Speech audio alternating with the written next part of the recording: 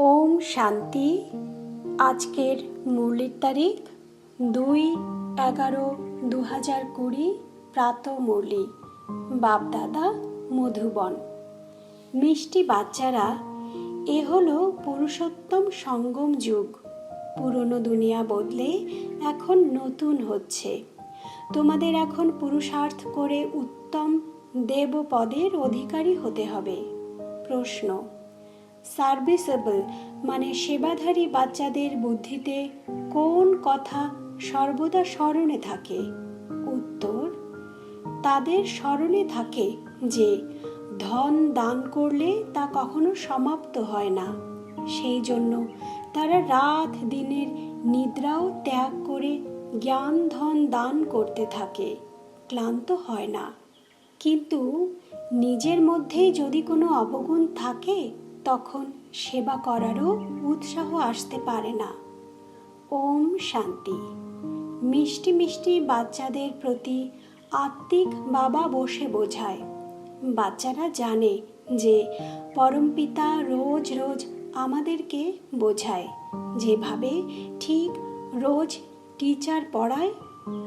বাবা শুধু শিক্ষা দেবে, বাচ্চাদেরকে সামলাতেও থাকবে। কারণ বাচ্চারা তো বাবার ঘরেই থাকে, মা বাবার সঙ্গেই তো থাকে। এখানকার এই সব হলো বিস্ময়কর কথা। আত্মিক পিতার কাছে তোমরা থাকো। এক তো হলো তোমরা আত্মিক পিতার কাছে মূল বতন মানে শান্তিধামে থাকো। পরে বাবা সম্পূর্ণ কল্পে একবারই আসে বাচ্চাদের উত্তরাধিকার প্রদান করতে বা পবিত্র করতে, সুখ শান্তি দিতে।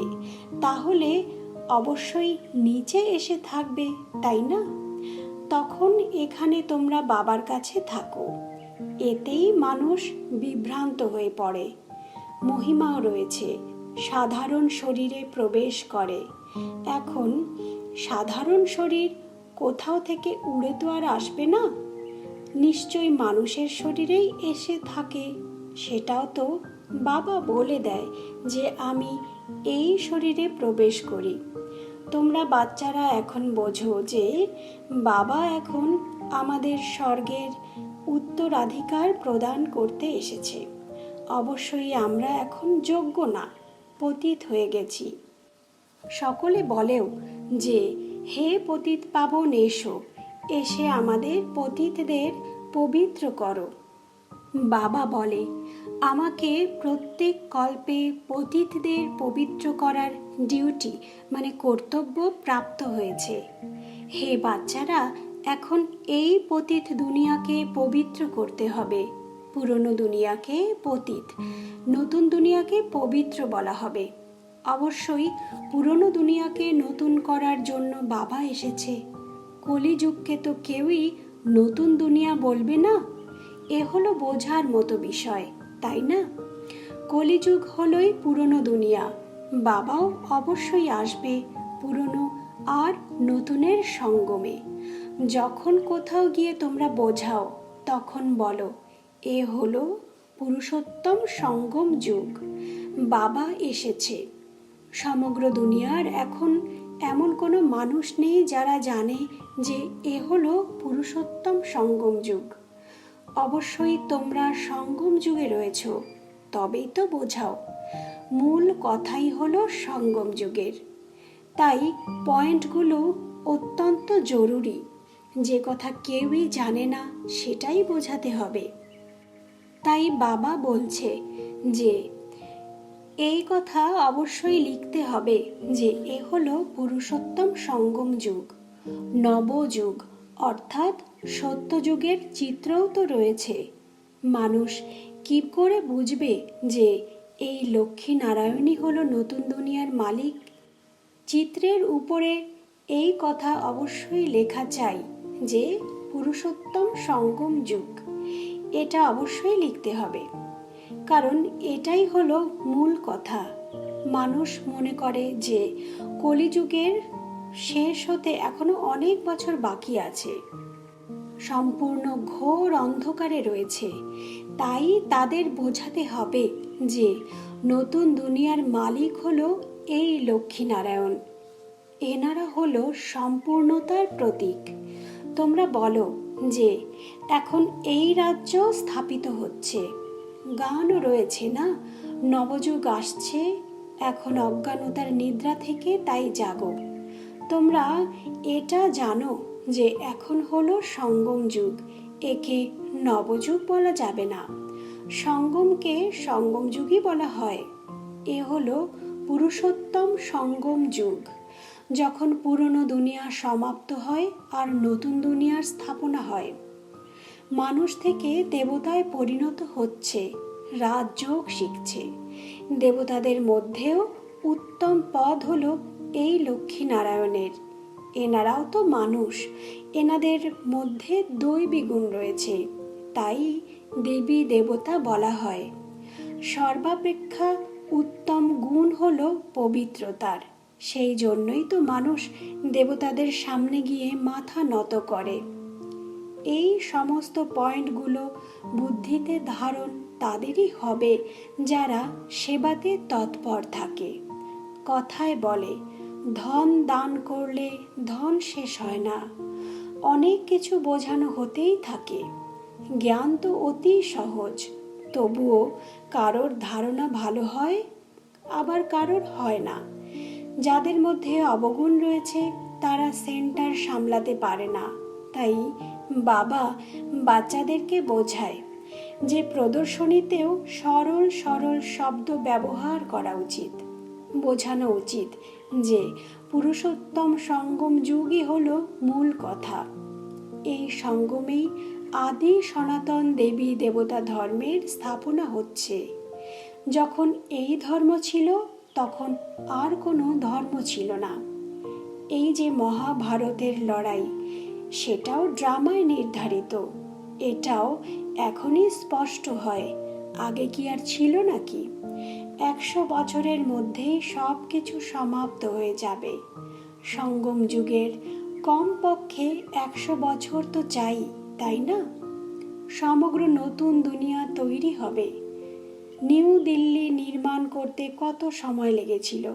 তোমরা বোঝো যে ভারতেই নতুন দুনিয়া হবে, তখন পুরনো দুনিয়া সমাপ্ত হয়ে যাবে।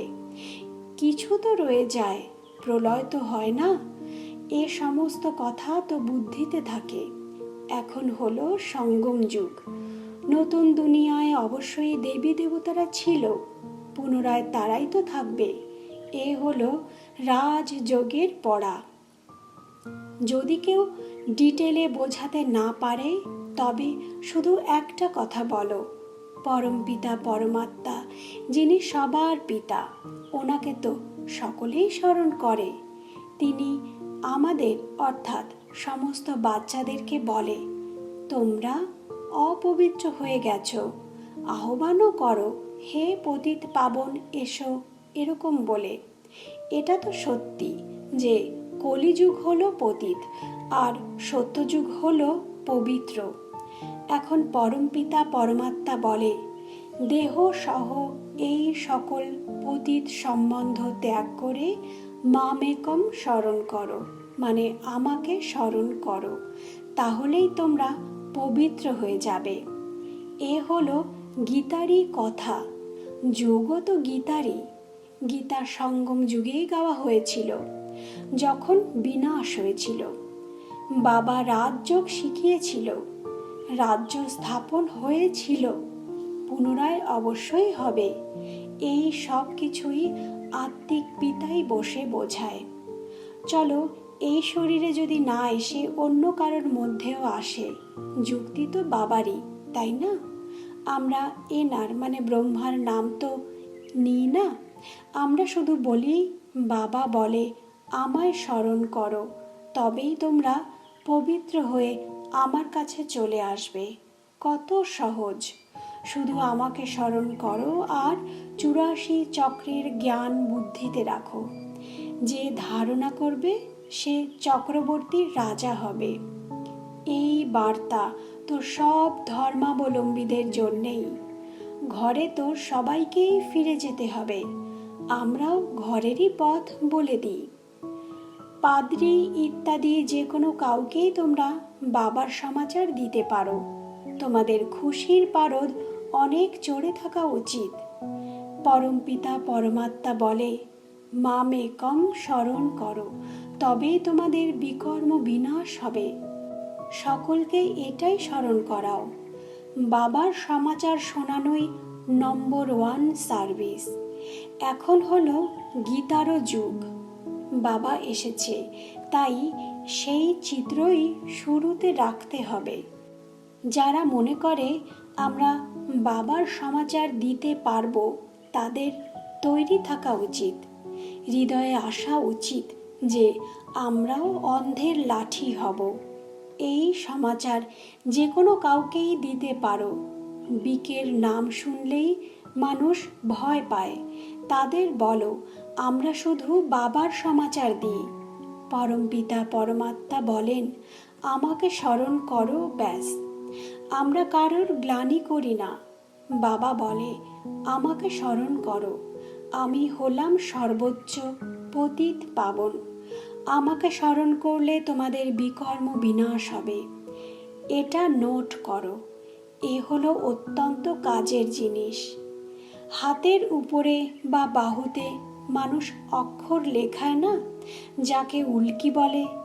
আজকাল তো ট্যাটু বানায়। বাবা বলে, এটাও লিখে দাও। এইটুকুও যদি বলতে পারো, তাহলেই দয়াশীল কল্যাণকারী হয়ে যাবে। নিজের কাছে প্রতিজ্ঞা করা উচিত, সার্ভিস অবশ্যই করতে হবে, তাহলেই অভ্যাস হয়ে যাবে। এখানেও তোমরা বোঝাতে পারো, চিত্র দিতে পারো। এ হলো সমাচার দেওয়ার মতো জিনিস। লক্ষ লক্ষ তৈরি করে ঘরে ঘরে গিয়ে সমাচার দিতে হবে। পয়সা যদি কেউ না দেয়, না দিক, তাদের বলো, বাবা তো হলোই দীন ও দয়াল। আমাদের কর্তব্যই হলো ঘরে ঘরে সংবাদ পৌঁছে দিতে হবে। এই হলো বাপ দাদা, মানে ব্রহ্মা বাবা এবং শিব বাবা। এনাদের থেকেই উত্তরাধিকার প্রাপ্ত হয়। ইনি মানে ব্রহ্মা বাবা 84 জন্ম নেবেন। এ হলো এনার অন্তিম জন্ম। আমরা ব্রাহ্মণ, পুনরায় দেবতা হব। ব্রহ্মাও তো ব্রাহ্মণ। প্রজাপিতা ব্রহ্মা তো একা হবে না, অবশ্যই ব্রাহ্মণ বংশাবলীও থাকবে, মানে ব্রাহ্মণ কুলও হবে, তাই না? ব্রহ্মা তথা বিষ্ণু দেবতা। ব্রাহ্মণ হলো টিকি, মানে সবার উপরে। তারাই আবার দেবতা, ক্ষত্রিয়, বৈশ্য এবং শূদ্র হয়। কেউ কেউ অবশ্যই বেরোবে যারা তোমাদের কথা বুঝবে। পুরুষরাও সার্ভিস করতে পারে। সকালে উঠে মানুষ যখন দোকান খোলে, তখন বলে, সকালের সাই মানে ভগবান। তোমরাও সকাল সকাল গিয়ে বাবার সমাচার শোনাও। তাদের বলো, তোমাদের ব্যবসা অত্যন্ত ভালো অর্থাৎ লাভজনক হবে। তোমরা সাই অর্থাৎ ঈশ্বরকে স্মরণ করো, তাহলে 21 জন্মের উত্তরাধিকার পাবে। অমৃত বেলার সময় অত্যন্ত শুভ। আজকাল কারখানায় বসে মাতারাও কাজ করে। এই ব্যাজও তৈরি করাও অতি সহজ। বাচ্চারা, তোমাদের রাত দিন সেবায় ব্যস্ত থাকা উচিত। নিদ্রা ত্যাগ করে দেওয়া উচিত। বাবার পরিচয় পেয়ে মানুষ ধনী হয়ে যায়। তোমরা যে কোনো কাউকেই সমাচার দিতে পারো। তোমাদের জ্ঞান অতি উচ্চ। বলো যে আমরা তো এক পিতাকেই স্মরণ করি। ক্রাইস্টের আত্মাও ওনারই সন্তান ছিল।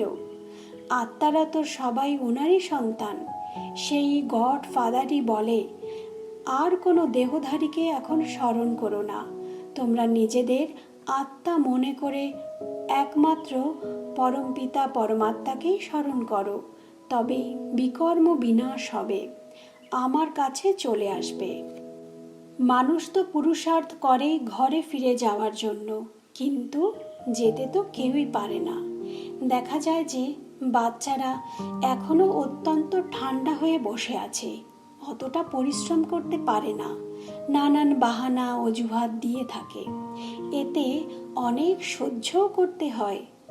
ধর্ম স্থাপককে কত কিছু সহ্য করতে হয়। ক্রাইস্টের উদ্দেশ্যেও বলা হয় যে তাকে ক্রুশবিদ্ধ করা হয়েছিল। তোমাদের কাজ হলো সবাইকে সংবাদ দেওয়া। তার জন্য বাবা যুক্তিও তো বলে থাকে, কেউ সার্ভিস না করলে বাবা বুঝে যায় যে ধারণা নেই কিভাবে সমাচার দেবে।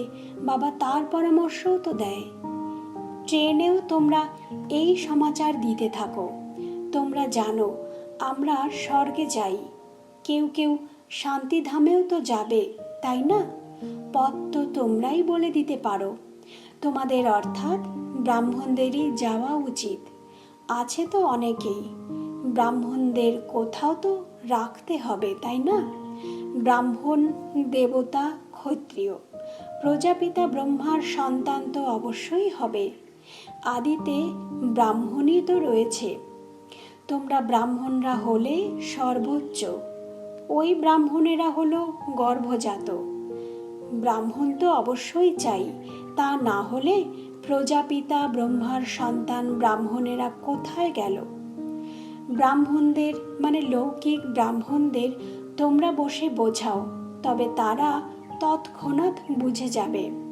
তাদের বলো তোমরাও ব্রাহ্মণ আর আমরাও নিজেদের ব্রাহ্মণ বলি। এখন বলো তোমাদের ধর্ম কে স্থাপন করেছেন? তারা ব্রহ্মা ছাড়া আর কারোর নামই নেবে না। তোমরা পরীক্ষা করে দেখতে পারো। ব্রাহ্মণদেরও বড় বড় কুল মানে বংশ হয়। পূজারী ব্রাহ্মণ তো অগণিত। আজমিরে বহু বাচ্চারাই তো যায়, কিন্তু এখনো কেউ এমন খবর দেয়নি যে আমরা ব্রাহ্মণদের সঙ্গে দেখা করেছি, তাদের জিজ্ঞাসা করেছি যে তোমাদের ধর্মের স্থাপক কে, ব্রাহ্মণ ধর্ম কে স্থাপন করেন। তোমরা জানো যে সত্যিকারের ব্রাহ্মণ কারা। তোমরা অনেকের কল্যাণ করতে পারো। তীর্থযাত্রায় ভক্তরাই যায়। এই চিত্র অতি মনোরম, মানে এই লক্ষ্মী নারায়ণের চিত্র। তোমরা জানো যে জগদম্বা কে আর লক্ষ্মী কে। এইরকম ভাবে তোমরা চাকর বাকর আদিবাসী নিম্ন বর্গের সব মানুষদেরও বোঝাতে পারো। তোমরা ছাড়া আর তো কেউ নেই যে তাদের শোনাবে। অতি দয়াশীল হতে হবে। বলো তোমরাও পবিত্র হয়ে পবিত্র দুনিয়ায় যেতে পারো। নিজেকে আত্মা মনে করো, শিব বাবাকে স্মরণ করো। কাউকে পথ বলে দেওয়ার অত্যন্ত শখ থাকা উচিত। যে নিজে স্মরণ করবে সেই অন্যদেরও স্মরণ করানোর পুরুষার্থ করবে। বাবা তো আর গিয়ে বলবে না, বাচ্চারা এ তো তোমাদের কাজ। গরিবদেরও এখন কল্যাণ করতে হবে। বেচারারা অত্যন্ত সুখী হয়ে যাবে। একটু স্মরণ করলেও প্রজাতেও আসতে পারে, সেটাও তো ভালো। এই ধর্ম তো অত্যন্ত সুখ প্রদান করবে। দিনে দিনে তোমাদের আওয়াজ চারিদিকে ছড়িয়ে পড়তে থাকবে। সবাইকে এই সমাচারই দিতে থাকো যে নিজেকে আত্মা নিশ্চয় করে বাবাকে স্মরণ করো। মিষ্টি মিষ্টি বাচ্চারা, তোমরা হলে পদ্মা পদম ভাগ্যশালী, মানে অত্যন্ত ভাগ্যশালী। যখন মহিমা শোনো তখন তো বুঝতে পারো, তাহলে কোনো বিষয় কি আর চিন্তা ইত্যাদি করা উচিত? এ হলো গুপ্ত জ্ঞান, গুপ্ত খুশি। তোমরা হলে গুপ্ত যোদ্ধা। তোমাদের আননোন ওয়ারিয়ার্স মানে অজানা যোদ্ধা বলা হয়। আর কেউই আননোন ওয়ারিয়ার্স হতে পারে না। দিলওয়াড়া মন্দিরে সম্পূর্ণ তোমাদেরই স্মৃতি চিহ্ন রয়েছে। হৃদয় আকর্ষণকারীদের পরিবার। সমগ্র এই তীর্থ হল মহাবীর মহাবীরাঙ্গনা আর তাদের সন্তানদের। এই স্থান কাশীর থেকে উচ্চ। আচ্ছা, মিষ্টি মধুর সন্তানদের প্রতি মাতা পিতা বাপ দাদার হৃদয়ের ভালোবাসা আর সুপ্রভাত। আত্মিক পিতা আত্মারূপী সন্তানদেরকে জানাচ্ছে নমস্কার। আমরাও আত্মারূপী সন্তানেরা আত্মিক মাতা পিতা বাপ দাদাকে জানাই হৃদয়ের অনেক অনেক ভালোবাসা, সুপ্রভাত আর নমস্কার। ধারণার মূল কথা, প্রথমত ঘরে ঘরে গিয়ে বাবার সমাচার দিতে হবে। সার্ভিস করার প্রতিজ্ঞা করো, সার্ভিসের জন্য কোনো বাহানা করো না। দ্বিতীয়ত, কোনো বিষয়ে চিন্তা করো না, গুপ্ত খুশিতে থাকতে হবে। কোনো দেহধারীকে আর স্মরণ করো না, একমাত্র বাবাকে স্মরণ করতে হবে। বরদান, পরিস্থিতিগুলোকে সৌভাগ্য মনে করে নিজের নিশ্চয়তার ফাউন্ডেশনকে মজবুত বানিয়ে অটল হও। ব্যাখ্যা, যে কোনো পরিস্থিতি এলে তোমরা হাই জাম্প দিয়ে দাও, কারণ পরিস্থিতি আসাও সৌভাগ্য। এ হলো নিশ্চয়ের ফাউন্ডেশনকে মজবুত করার সাধন। তোমরা যখন একেবারে অঙ্গদের সমান মজবুত শক্তিশালী হয়ে যাবে, তখন এই পেপার অর্থাৎ পরীক্ষাও নমস্কার করবে। প্রথমে বিরাট রূপে আসবে আর পরে দাসী হয়ে যাবে। তাই চ্যালেঞ্জ জানাও যে আমরা হলাম মহাবীর। যেমন জলে দাগ কাটলে তা থাকে না, তেমনি মাস্টার সাগররূপী আমাদের উপরে কোনো পরিস্থিতি আঘাত করতে পারে না। স্বস্থিতিতে থাকলে অটল হয়ে যাবে। আজকের স্লোগান, জ্ঞানী সেই যার প্রতিটা কর্ম শ্রেষ্ঠ এবং সফল হয়। ওম শান্তি, ওম শান্তি, ওম শান্তি।